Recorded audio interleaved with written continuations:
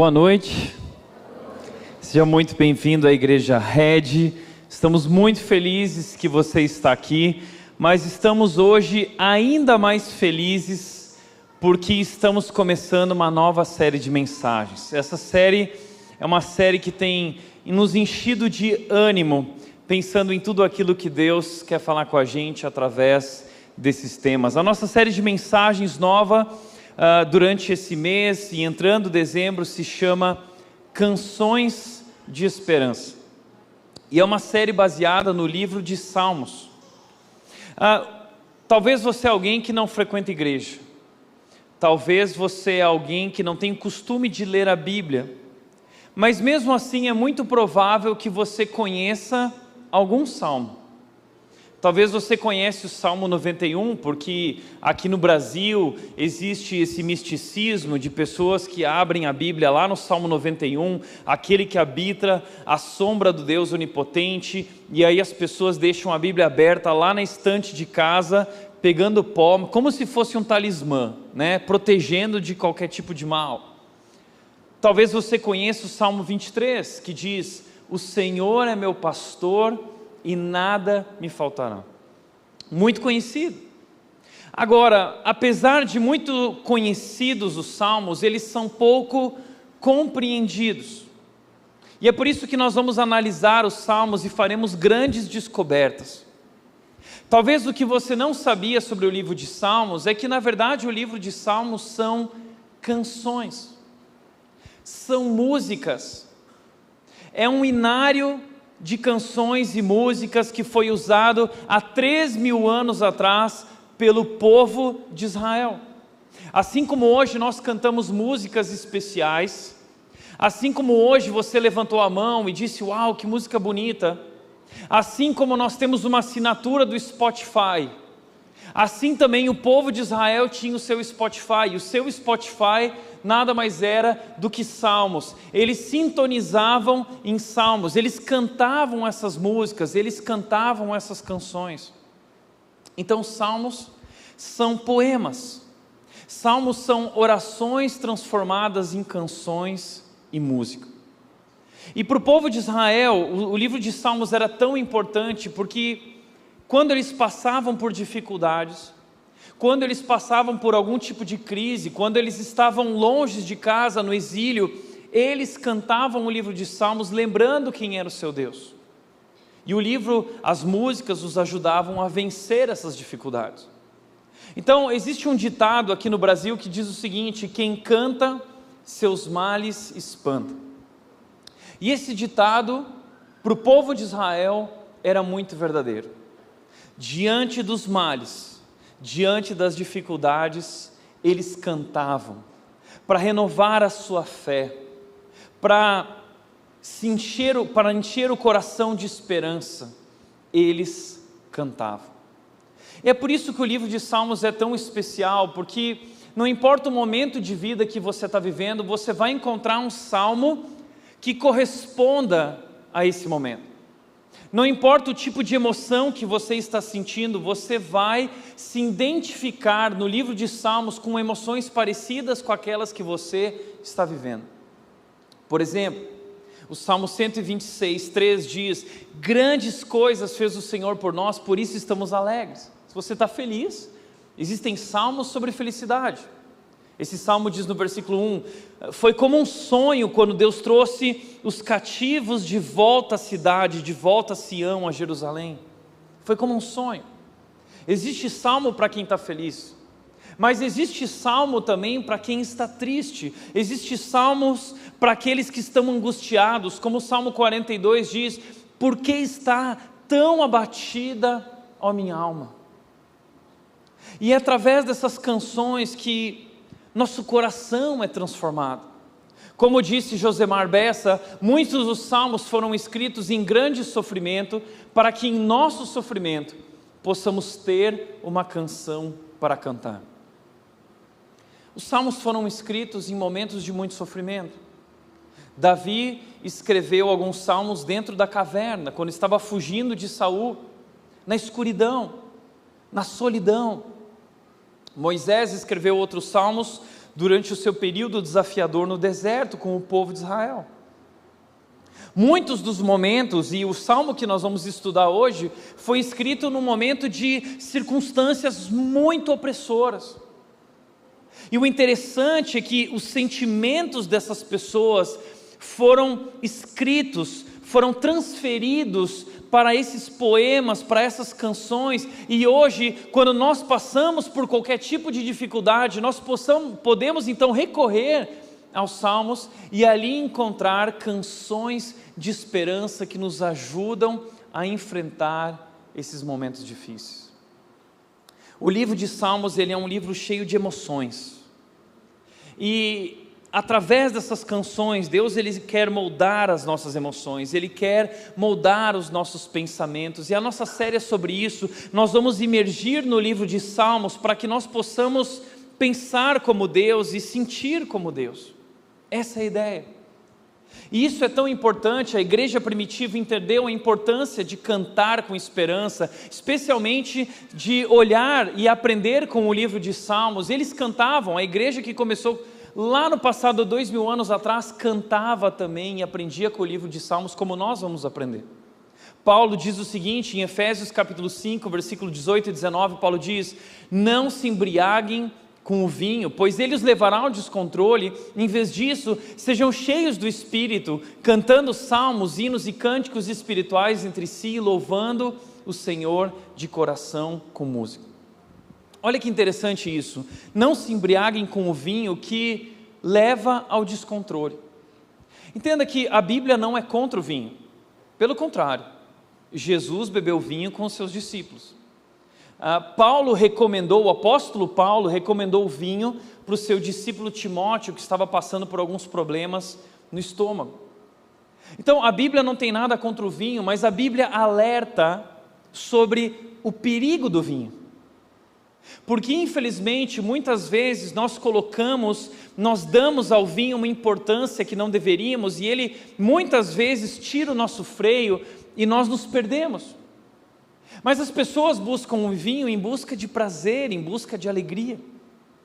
Mas a Bíblia nos chama a atenção dizendo o seguinte: existe uma alegria muito maior que a do vinho, existe um prazer que é muito maior que aquilo que o vinho pode te oferecer. Qual é esse prazer? Ele diz, em vez disso, sejam cheios do Espírito. Sabe o que é melhor que o vinho? Experimentar a presença de Deus. Nada se compara a experimentar a presença de Deus em nossas vidas através do seu Espírito. Nada se compara com ser cheio do Espírito de Deus. Você já viveu uma experiência dessas com Deus? Você já viveu um grande momento com Deus? Davi descreve um grande momento no Salmo 23, versículo 5, ele diz: o meu cálice transborda. Você já experimentou esse transbordar no coração? Não existe vinho que faça isso.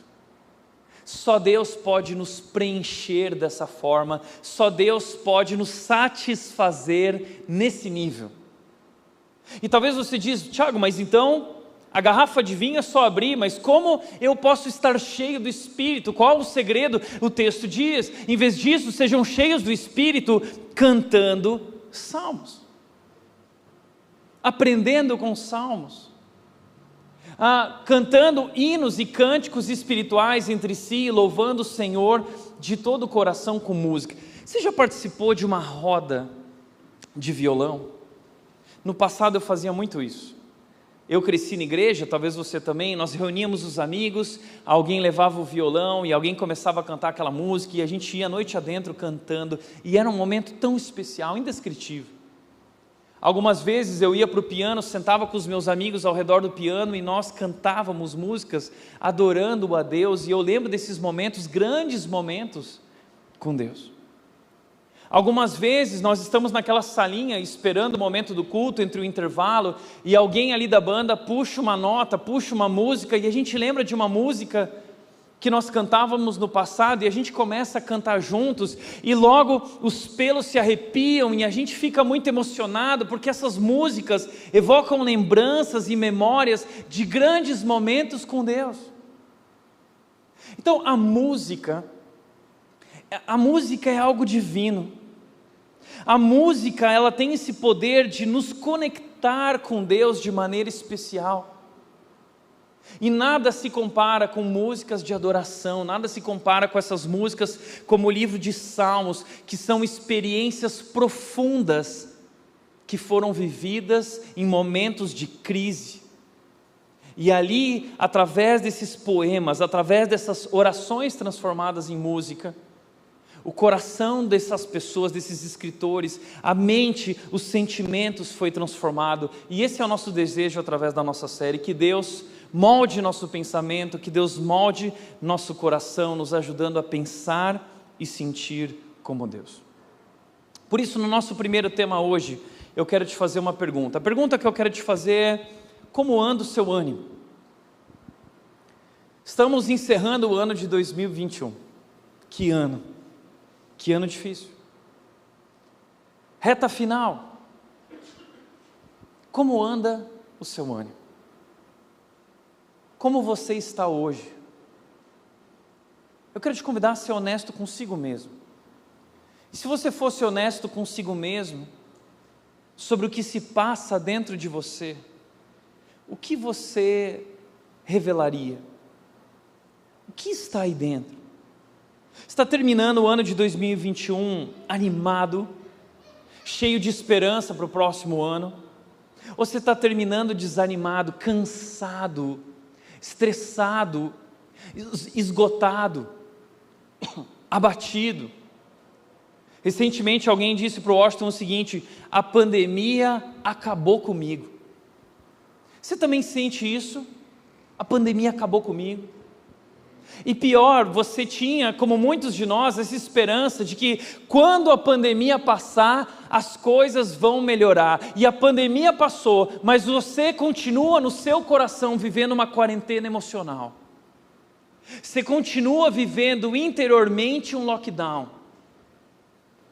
Você interiormente está cansado, você está desgastado e você não sabe o que fazer, porque não tem noite de sono que resolva isso, porque não tem vinho que resolva isso, porque não tem fim de semana que resolva isso. Você simplesmente continua cansado. O que está acontecendo? É sobre isso que eu quero falar hoje com você. Eu quero falar sobre ânimo. O que eu quero hoje, através da palavra de Deus e do livro de Salmos, é injetar ânimo na sua vida, para que você possa encher seu coração de fé, de esperança. Mas para isso, nós precisamos entender por que estamos desanimados. E a pergunta que eu quero fazer é essa: o que te deixa desanimado hoje? Talvez você se sente desanimado por más notícias. Você recebeu uma notícia ruim no trabalho sobre o ano que vem. Talvez você recebeu uma notícia ruim a respeito de um diagnóstico, uma doença que você descobriu. Talvez alguém que você ama está doente.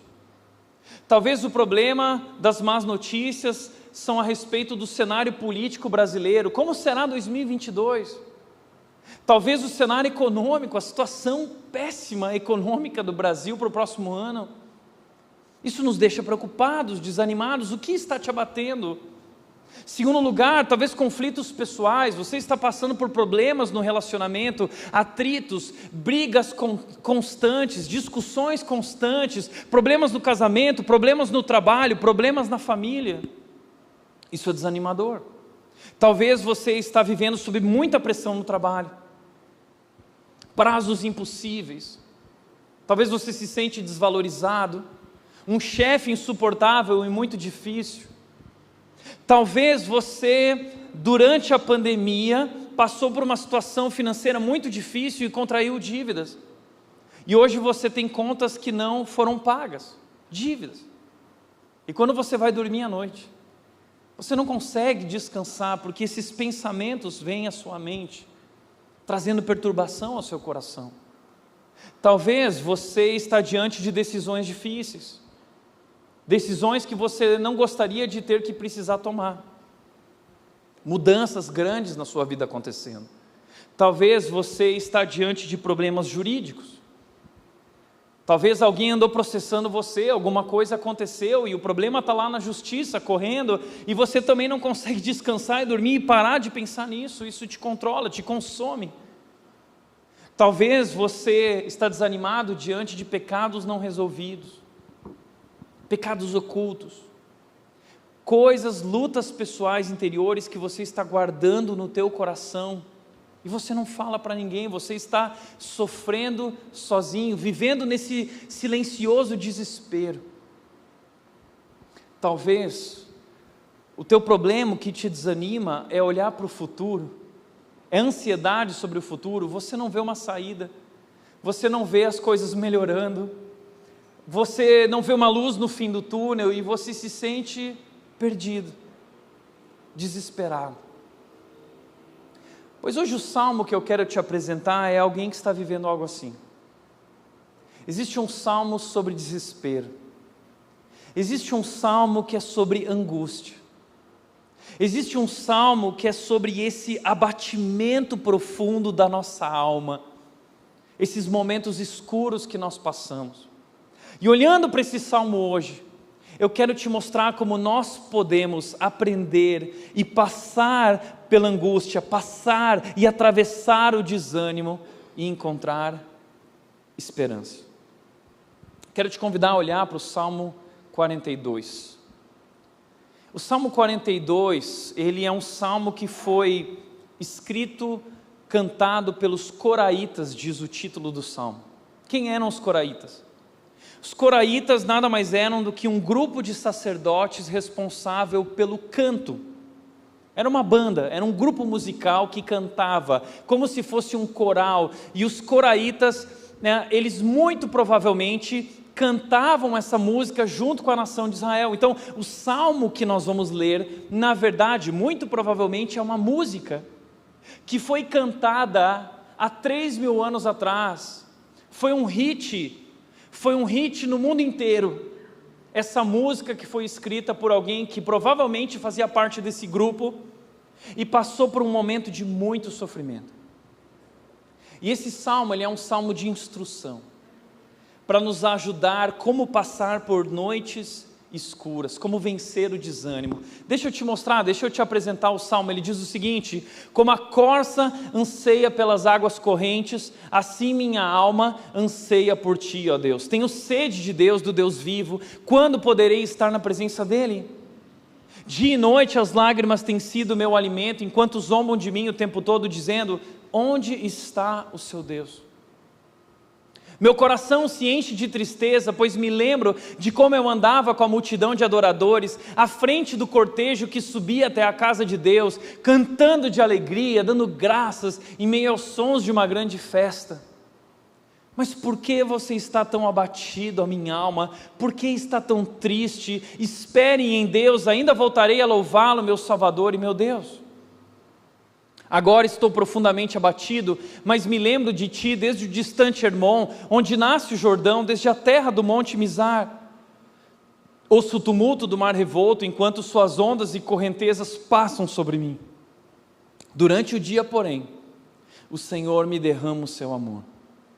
E à noite entoo os seus cânticos e faço orações ao Deus que me dá vida.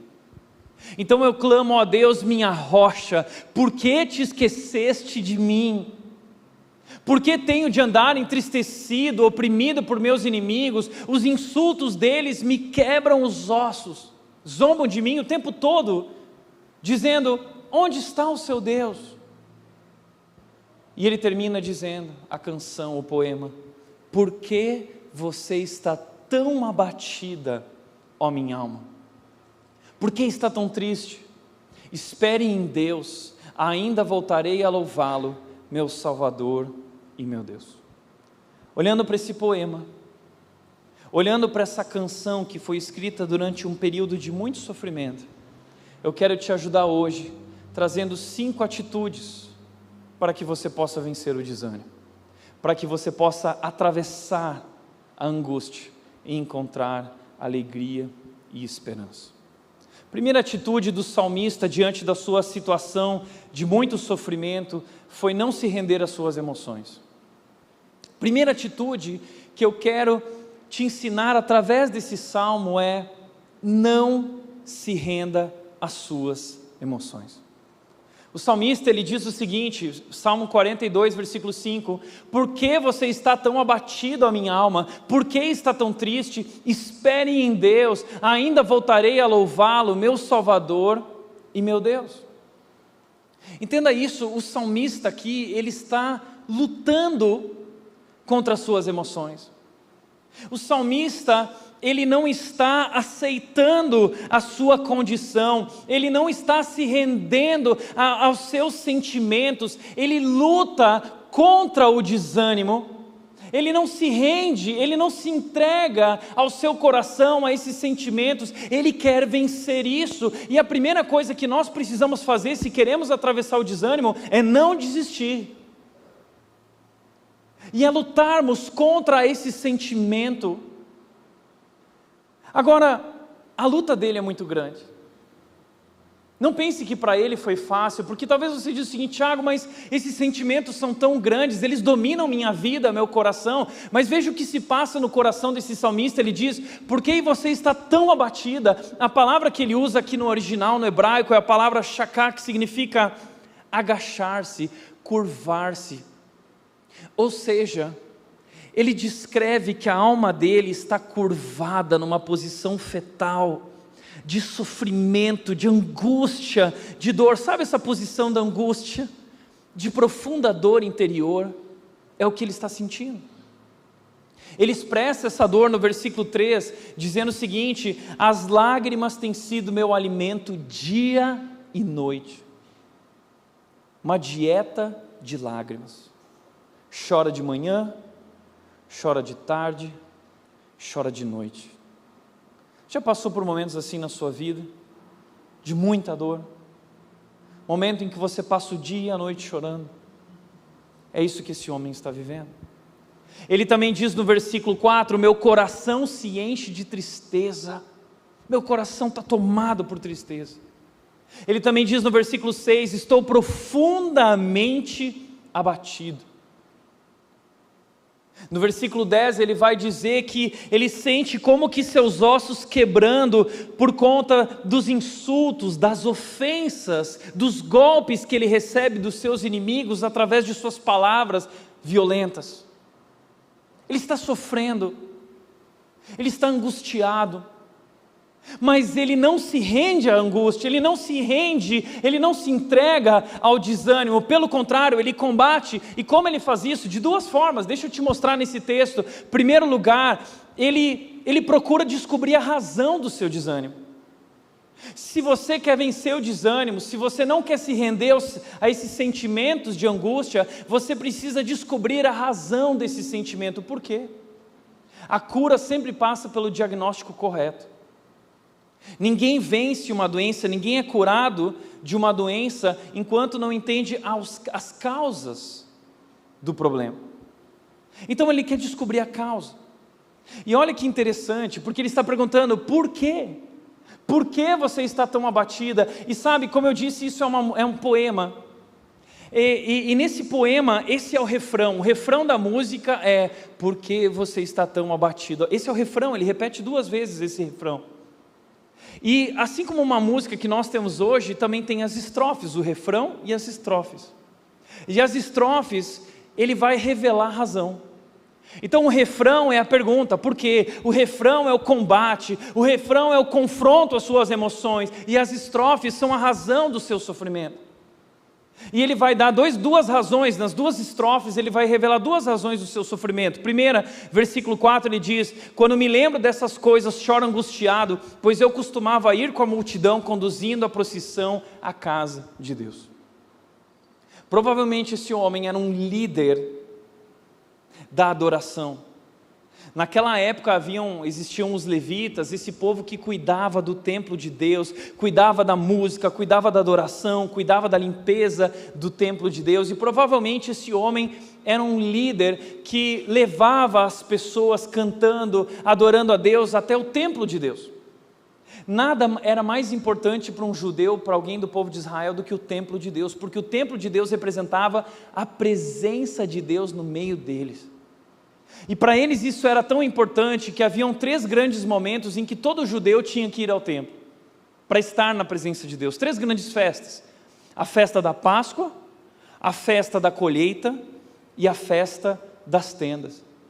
Esses 3 momentos eram feriados nacionais, festas que poderiam durar semanas, e eles faziam procissões até Jerusalém, até Sião, onde estava o templo, e eles iam cantando.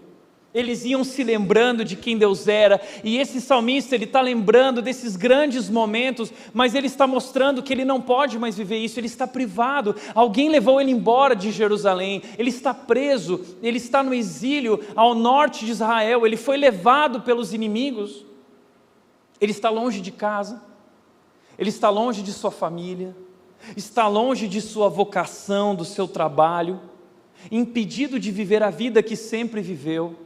Mas mais do que tudo, se sente distante da presença de Deus. Ele está sofrendo por isso. Mas segunda razão, ele diz: os insultos deles, no versículo 10, me quebram os ossos, zombam de mim o tempo todo, dizendo: onde está o seu Deus? Os insultos me quebram os ossos. Ele está sendo ofendido, ele está sendo golpeado por esses inimigos que o levaram, e eles estão dizendo para ele o seguinte: onde está o seu Deus?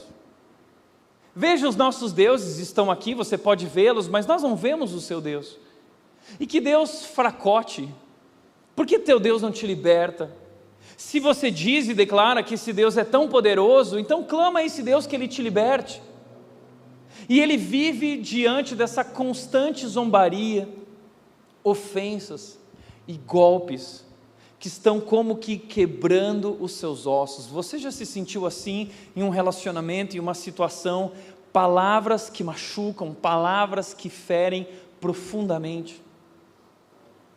Ele está vivendo diante dessas circunstâncias opressoras, e interiormente, o seu mundo interior, o seu coração está diante de um turbilhão, e a sua alma está profundamente abatida. E ele descobre a razão. Mas o interessante é a segunda coisa que ele faz. O texto diz o seguinte: esperem em Deus, ainda voltarei a louvá-lo, meu Salvador e meu Deus. Ou seja, ele confronta o desânimo com a verdade. Ele não aceita as suas emoções, mas ele luta contra elas, confrontando suas emoções com a verdade a respeito de quem é o seu Deus. O meu Deus é um Deus grande, o meu Deus é um Deus poderoso, o meu Deus fez grandes coisas, e Ele é o meu Deus, Ele é o meu Salvador. Então eu não preciso olhar para as circunstâncias, eu posso olhar para o meu Deus. Ele confronta o sentimento dizendo o seguinte: esses sentimentos, eles não revelam a verdade. Esses sentimentos, eles não produzem algo bom dentro de mim. Então ele está como que chegando para a sua alma, ele pega a sua alma pela mão, e ele diz: ó minha alma, você é tão infantil, ó minha alma, você é tão imatura, ó meus sentimentos e meu coração, vocês estão tão perdidos, porque vocês não conhecem Deus. Vocês precisam entender quem é o nosso Deus. Ele está pregando para a sua alma, Ele está pregando para o seu coração, Ele está pregando para os seus sentimentos e dizendo o seguinte: ó querida alma, ó querido coração, veja o tamanho do meu Deus, veja quão grande Ele é, veja quão poderoso Ele é o nosso Salvador, Ele nos libertou do Egito, Ele nos fez atravessar o deserto e o mar vermelho, Ele fez grandes coisas em nossa história, Ele continua sendo o mesmo Deus. Sabe que às vezes nós somos dominados por esses pensamentos e sentimentos, não somos? A gente está na cama, de repente, pum, vem aquele pensamento, que gera um sentimento ruim, e a gente perde o sono. E a gente fica pensando naquilo o dia inteiro, e aquilo produz um ponto de agitação em nós, às vezes na barriga, na nuca, na cabeça. Aquilo te preocupa, mexe com você.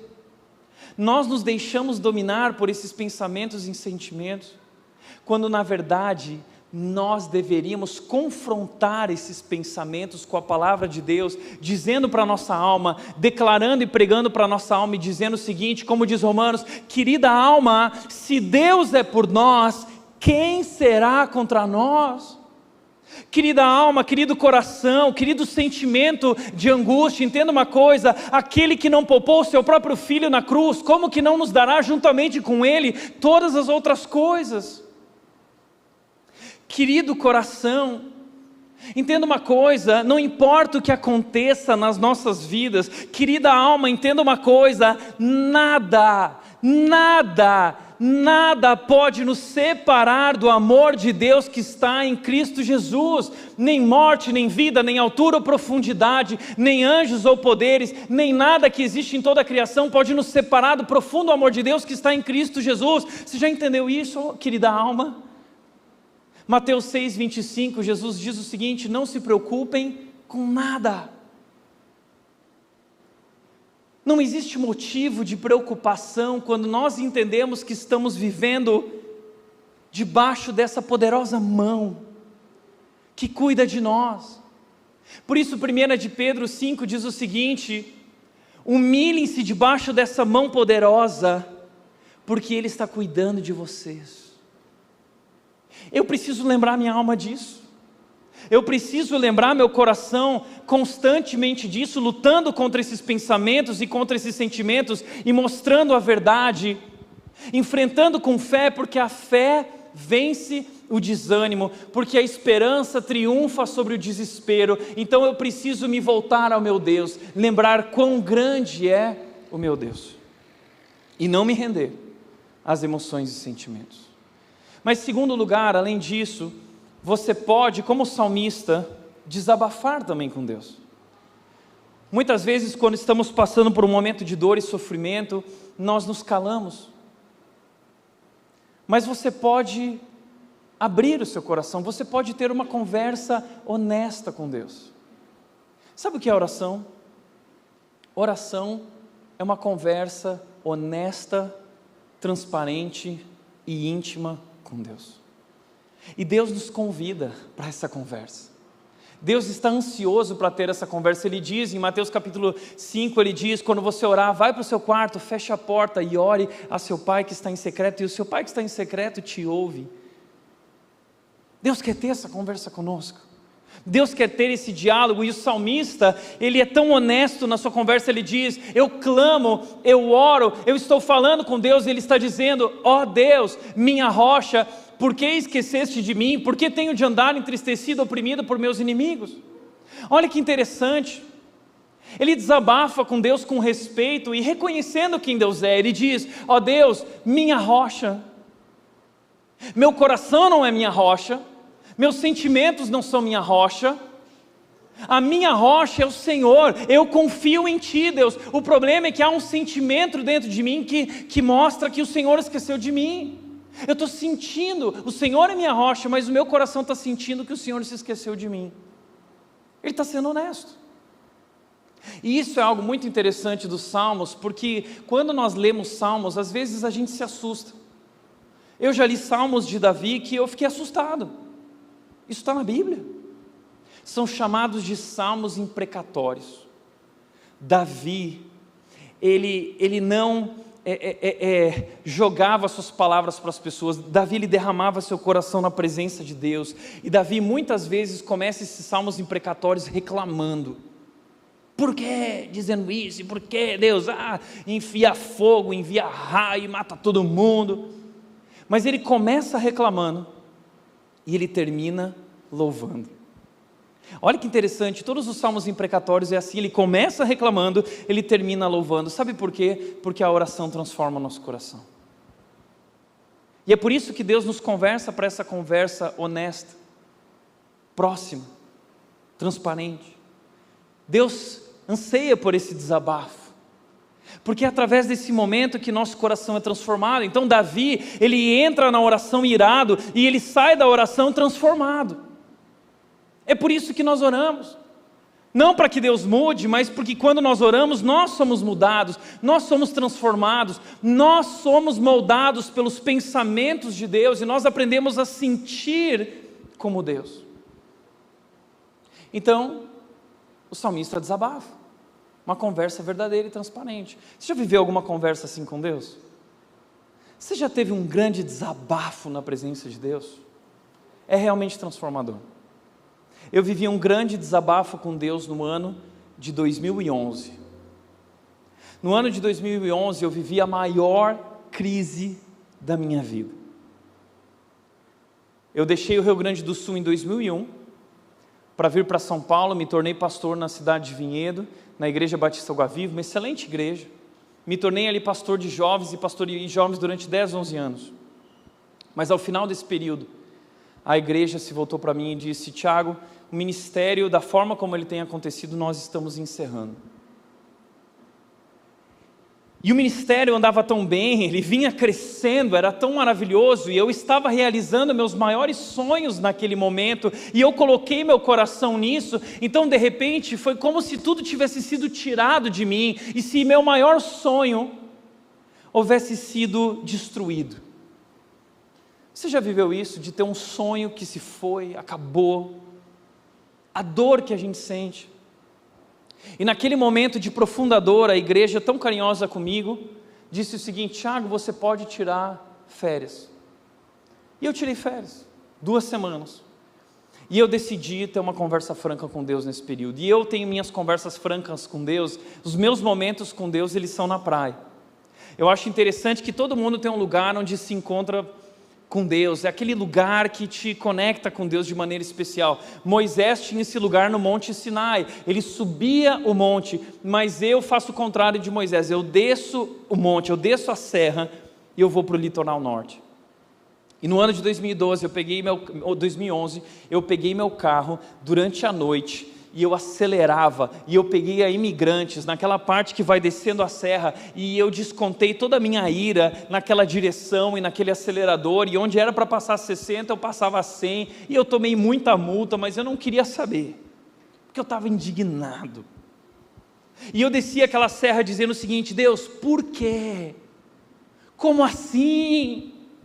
O que você está fazendo, Deus? Que loucura é essa? Eu não consigo entender. Então deixa eu te dizer uma coisa, Deus, enquanto isso, sabe que aquela serra muitas vezes tem neblina, está chovendo, e estava chovendo, neblina, raio, estava aquela loucura, aquela bagunça, aquela briga com Deus, e eu disse o seguinte para Deus: Deus, é o seguinte, me espera que eu estou chegando, tá?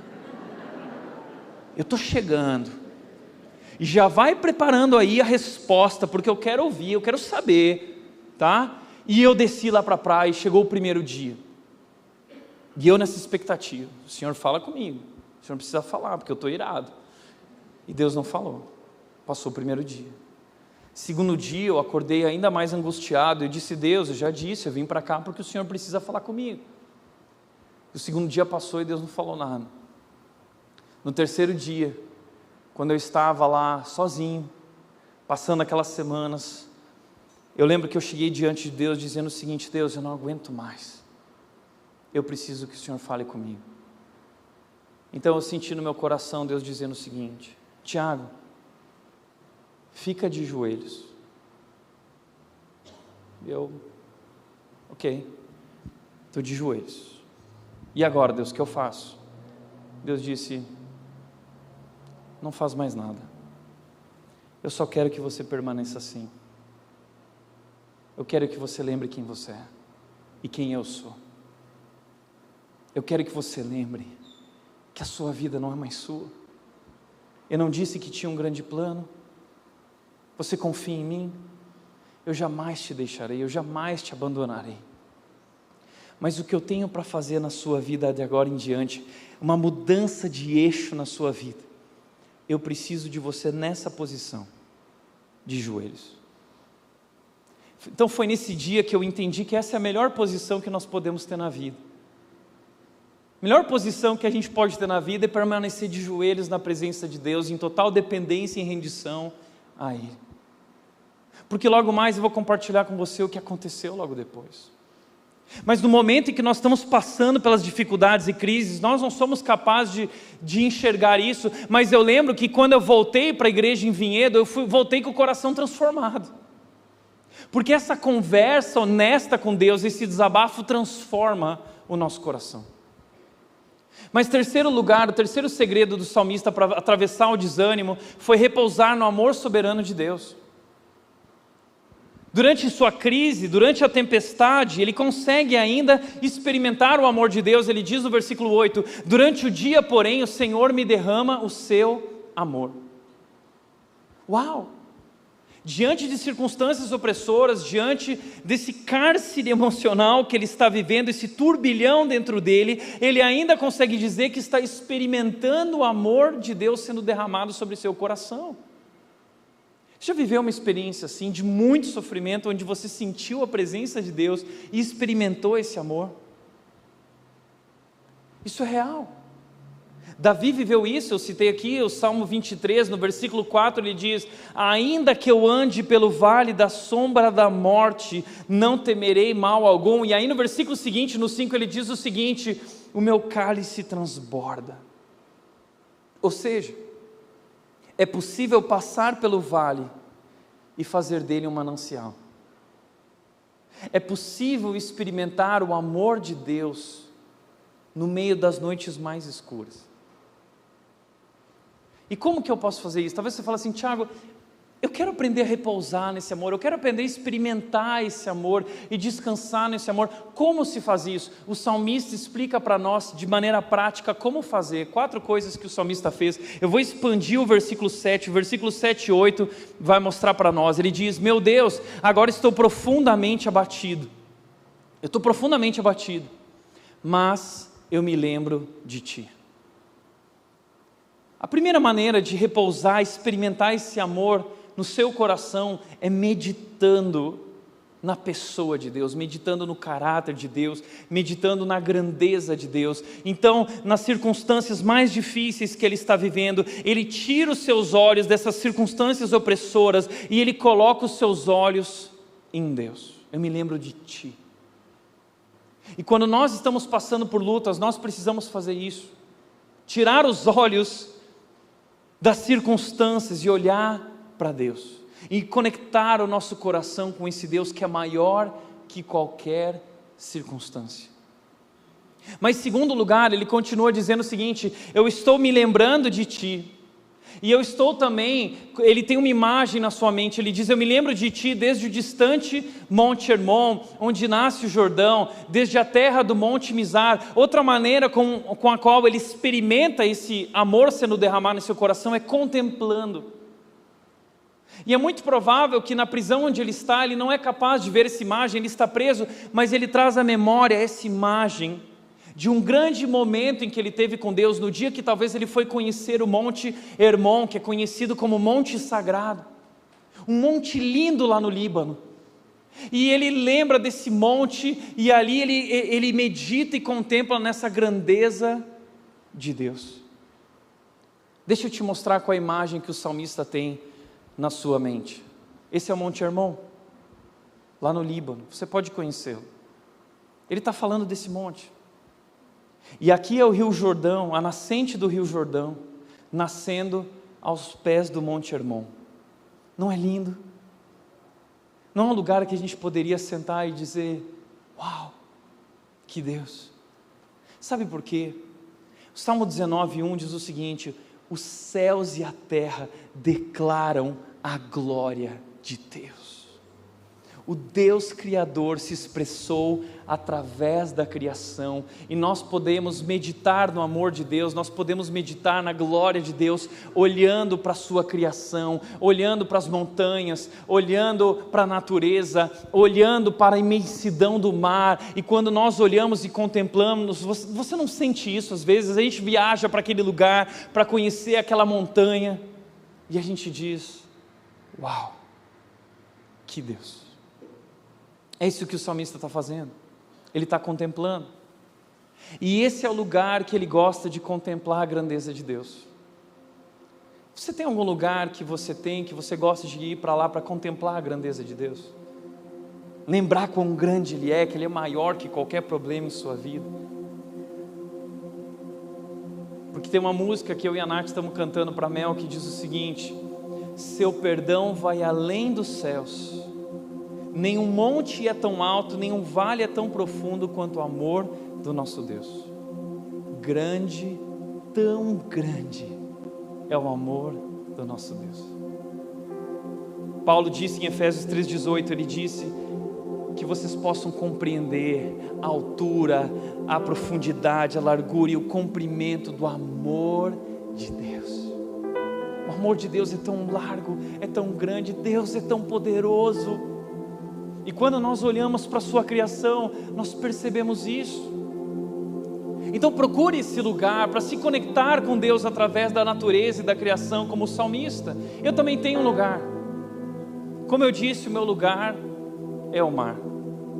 E é no mar que eu me conecto com Deus. Eu vivo grandes momentos e já vivi grandes momentos com Deus. Deixa eu te mostrar uma foto de um desses grandes momentos. Tá? Esse sou eu na onda. Eu sei, você está achando assim, é uma montagem. Não é uma montagem, é verdade. Mas o fotógrafo foi muito feliz nesse clique, porque ele acertou o único momento que eu fiquei de pé na prancha. Mas eu lembro quando eu estou lá dentro do mar, na ondulação, e tudo se cala ao redor, porque lá dentro do mar você não ouve nada, e eu me conecto ali na imensidão do mar com esse Deus Criador, que criou o mar e as ondas do mar.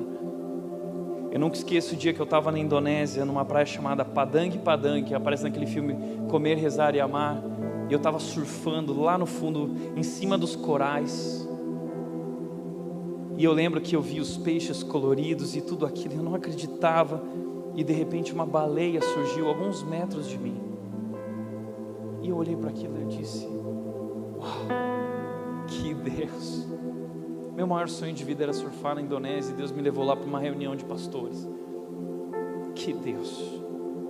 Contemplando a natureza do Deus Criador. Existe algum lugar em que você contempla, em que você se conecta com Deus? Busque esse lugar e contemple a glória de Deus, a grandeza de Deus, e nós somos então preenchidos. É por isso que a gente tira férias e vai para esses lugares, porque a natureza nos enche, porque a natureza é a expressão da grandeza de Deus. A natureza, ela é nada mais, nos revela de quem é esse grande Deus. Ele criou, Ele fez. Mas o salmista continua dizendo, ouço o tumulto do mar revolto, enquanto suas ondas e correntezas passam sobre mim. Durante o dia, porém, o Senhor me derrama o seu amor.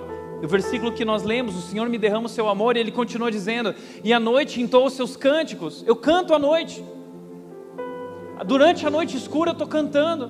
Uma das formas de experimentar o amor de Deus na nossa vida é cantando, é adorando a Deus. E o amor de Deus inspira canções até mesmo nas noites mais escuras. Paulo e Silas cantaram na prisão, depois dos açoites que receberam, eles cantaram louvando o Senhor. Talvez Jesus cantou naquela noite no Getsemane, quando em João 12, 27, Jesus disse o seguinte, citando o Salmo 42, ele disse, a minha alma está profundamente angustiada. Nós podemos cantar, e nosso coração é transformado. Nós também podemos orar, e faço orações ao Deus que me dá vida. Orar é experimentar. Mateus 5, Jesus diz, e quando você ora a seu Pai que está em secreto, o seu Pai que está em secreto o recompensará. É isso, experimentar. E Ele está experimentando o amor de Deus sendo derramado em seu coração, porque Ele medita, Ele contempla, Ele canta, Ele ora. E o que eu acho interessante, ele diz o seguinte, enquanto suas ondas e correntezas passam sobre mim, ele ora, ele medita, ele contempla, ele canta durante as situações de adversidade, enquanto o turbilhão passa sobre ele, enquanto as ondas passam sobre ele, no meio das maiores dificuldades e adversidades, ele experimenta o amor de Deus transformando a vida dele. Mas há algo interessante nesse versículo, que não está aqui no original do hebraico, algumas outras versões trazem isso. O salmista está reconhecendo que as ondas são de Deus. Ele diz que as correntezas são de Deus, os teus vergalhões estão sobre mim, as tuas ondas são tuas ondas. Deus enviou as ondas, Deus permitiu a tempestade, Deus enviou o vento, Deus fechou a porta. Por quê? Porque Deus se move através de circunstâncias carrancudas para nos acordar, para nos despertar, para nos elevar, para nos levar a Ele. Eu estava 2 semanas atrás em Recife, e lá na igreja eles cantaram uma música que fala sobre isso e mexeu muito comigo. A música diz o seguinte: me faz entender, Deus, que a tempestade é você, que a chuva forte é você, o vento forte é você, e o que me faz tremer as pernas, a porta aberta é você, mas a fechada é você, é tudo sobre você. Deus é soberano, nada escapa do filtro da sua soberania. Nunca pare de acreditar que Deus é absolutamente soberano sobre todas as circunstâncias da sua vida. Ele está no controle, por trás de tudo isso, se movendo, porque Ele tem um propósito. Mas eu quero pedir, a gente vai cantar, porque quem canta seus males espanta. A gente vai cantar junto agora. Patrick, canta para nós. Como que é essa música? Presta atenção. Me faz entender que a tempestade é você, chuva forte é você, vento forte é você, e o que me faz tremer as pernas, a porta aberta é você, mas a fechada é você, é tudo sobre você. Canta junto agora com o Patrick, vamos cantar isso, canta. A tempestade é você, chuva forte é você, vento forte é você, e o que me faz tremer as pernas, a porta aberta é você, mas a fechada é você, é tudo sobre você. Bem alto agora, coloca teu coração e tua voz para fora cantando isso. A tempestade é você, chuva forte é você, vento forte é você, e o que me faz tremer as pernas, a porta aberta é você, mas a fechada é você, é tudo sobre você. É isso que o salmista está cantando. São as tuas ondas, a tempestade.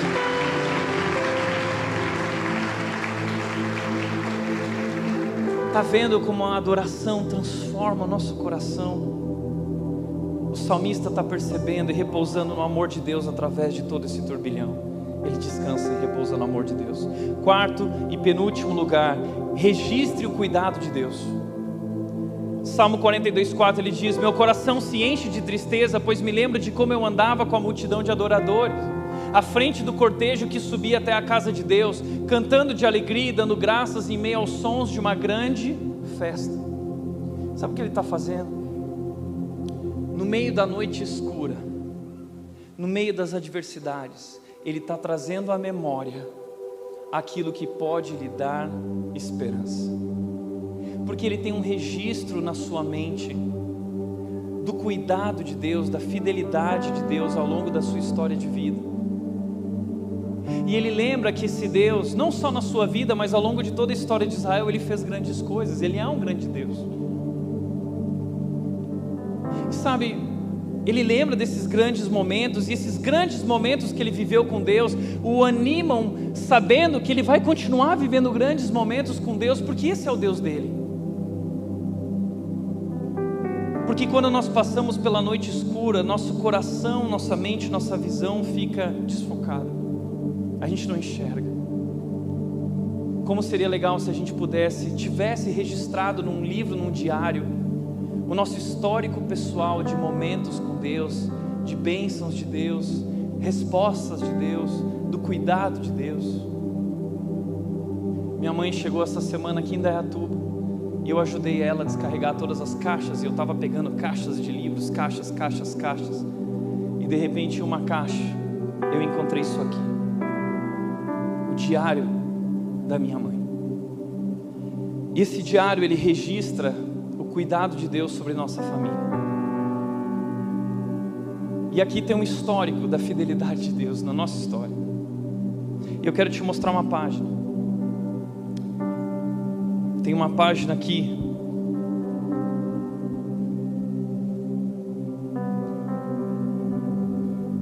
Essa página foi escrita Um ano depois da minha maior crise, daquele desabafo com Deus, daquela ida para a praia, um ano depois minha mãe escreveu esse registro do cuidado e da fidelidade, Deus dizendo o seguinte: ano de 2012, querido Deus,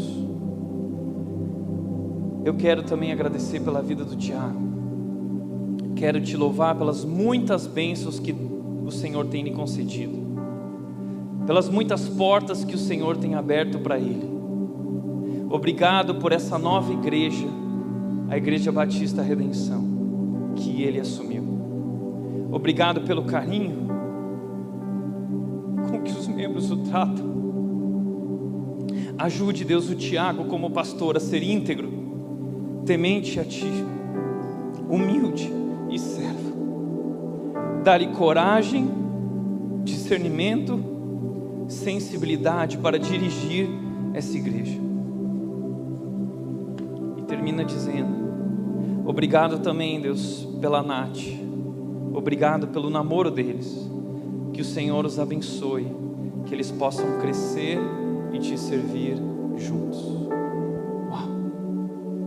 Um ano depois da minha maior crise, eu conheci a minha futura esposa e eu me tornei pastor dessa maravilhosa igreja. Deus tinha um plano. Mas no momento em que nós passamos pela crise, nós não somos capazes de ver. E como é importante nós termos esse diário e registrar isso, para nós podermos lembrar que o mesmo Deus que atuou ao longo de toda a nossa história, nos livrando, nos libertando, nos abençoando, é o mesmo Deus que continuará nos conduzindo à frente, não importa o que aconteça. Não existe desafio maior, não existe barreira, não existe monte tão alto quanto o amor e o poder do nosso Deus. Registre o cuidado de Deus na sua vida, para na noite escura você poder lembrar quem é o seu Deus. E por último, para encerrar, sacia a sede do Deus vivo. Ele diz: como a corça anseia pelas águas correntes, assim minha alma anseia por Ti, ó Deus. Tenho sede de Deus, do Deus vivo. Quando poderei estar na presença dEle? Esse é o ponto principal. O salmista fez a grande descoberta que todo ser humano precisa descobrir. Esse é o segredo da vida. Ele está olhando para a corça e ele sabe que o que é mais importante para uma corça, o que mais importa para uma corça, a vida da corça depende disso: água. Assim como a corça depende da água, Deus, eu dependo de Ti. Eu preciso de Ti, Deus. A minha alma tem sede de Deus. Veja o que ele diz: eu tenho sede de Deus. A resposta, a cura para o medo, para a ansiedade, para o desânimo, a cura para o abatimento e angústia da alma, a cura é uma só. A cura é o Deus vivo, o Deus Criador. E o salmista, ele não pede que Deus o livre das circunstâncias, ele não tenta contornar os seus problemas. O que ele entendeu é o seguinte: eu preciso me voltar ao Deus vivo. O que minha alma precisa é do próprio Deus. Por isso entenda que a cura para o desânimo não é contornar os problemas, não é remoer a tua dor ou o teu passado, mas é fugir de tudo isso e correr na direção do Deus vivo. Ele é a nossa ajuda, Ele é a nossa fortaleza, Ele é o nosso auxílio, e Ele nos chama para descansar debaixo da sua mão poderosa. É isso. E é disso que teu coração precisa. É por isso que você está tão cansado. É por isso que nada resolve. É por isso que uma noite bem dormida não resolve teu estresse. Sabe por quê? Porque tua alma está clamando pelo Deus vivo. Sua alma ainda está em lockdown. Seu coração ainda está na quarentena, porque ele está distante da liberdade que está no Deus vivo. Nosso coração foi criado por Deus vivo. Por isso que Agostinho de Hipona disse: fizeste-nos, Senhor, para ti, e o nosso coração anda inquieto, enquanto não descansar em ti. O seu coração está inquieto, o seu coração está gemendo, o seu coração está gritando, o seu coração está clamando em desespero e dizendo: eu preciso do Deus vivo. Entenda que o homem mais sábio do mundo, Salomão, ele descobriu um segredo sobre o ser humano. Ele disse: Deus pôs um senso de eternidade no coração do ser humano. Deus pôs um senso aqui dentro de mim e de você, no nosso DNA, no nosso coração, na nossa alma. Existe algo que Deus colocou ali e nada consegue preencher isso, só Ele. Deus colocou esse senso de eternidade, esse desejo por algo maior, que muitas pessoas descrevem na vida dizendo: eu ainda não encontrei. Sabe por quê?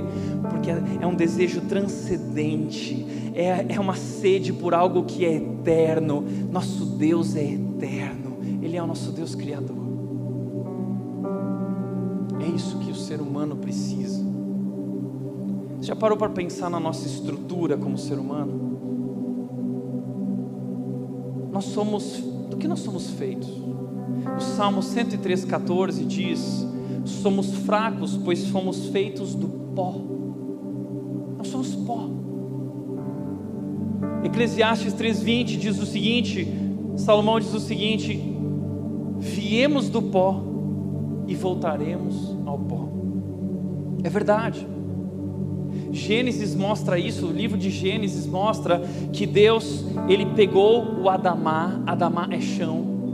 Deus pegou o Adamá, o chão, e com o Adamá Ele fez Adão. Então Adão é o primeiro ser humano. Deus fez o primeiro ser humano com o Adamá, com a terra, com o chão, com o pó. E diz que Deus então Ele soprou o sopro divino. Gênesis diz que Deus soprou o ruá. A palavra no hebraico é ruá, é sopro. Então Deus fez um ser vivente, Adão, primeiro ser, um pedaço de terra sagrada com um sopro divino. E esse sopro então, o homem passa a respirar, ele passa a viver. Você já parou para pensar nisso? A gente não para pensar na nossa respiração, mas Deus nos fez assim. Nós somos pedaços de terra, torrões divinos e sagrados, e nós temos dentro de nós esse sopro. A mesma palavra usada para sopro, ruá, é usada para espírito. Deus colocou a sua presença em nós, Deus colocou o seu Espírito em nós, Deus colocou esse sopro em nós. Nós somos completamente dependentes de Deus. O Salmo 39:5 diz o seguinte: a nossa vida é apenas um sopro. A nossa vida é apenas um sopro. E isso combina com algo que aconteceu com Moisés quando ele estava lá na sarça ardente.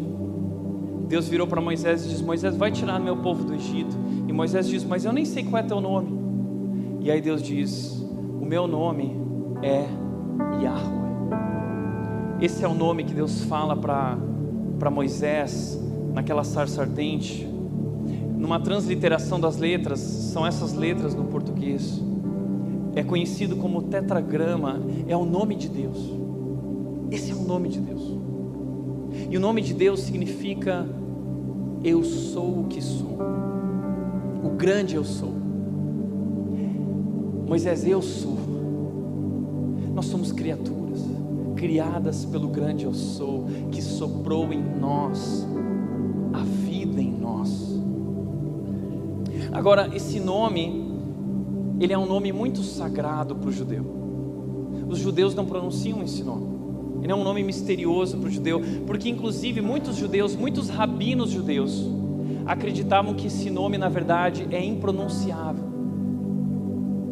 Porque na verdade o som das letras desse nome, Yod, Re, Vav, Re, na visão dos antigos rabinos nada mais era do que o som da respiração. Já parou para pensar nisso? Que o nome de Deus pode ser o som da respiração.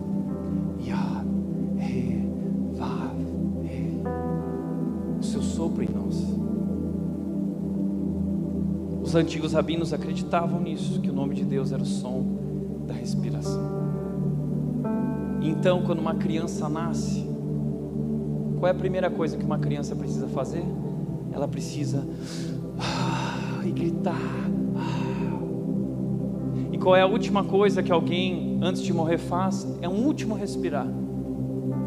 E quando não é mais capaz de respirar, então essa pessoa morre. Eu lembro do último suspiro do meu pai.